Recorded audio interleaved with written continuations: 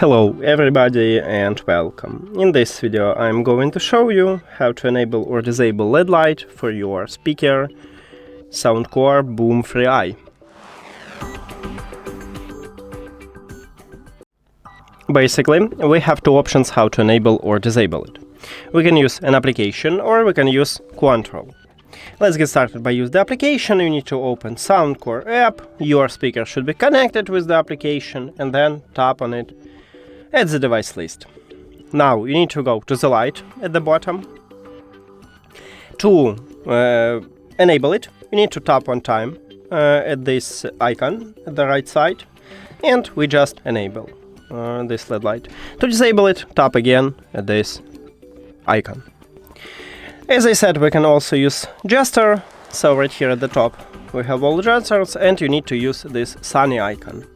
To enable or disable it, you need to press and hold this icon. So press and hold, and as you can see I now enable it, press and hold again, and I disable it. That's it. Thank you for watching this video. If you found it helpful, please consider subscribing to the channel and leave the like on the video. See you later!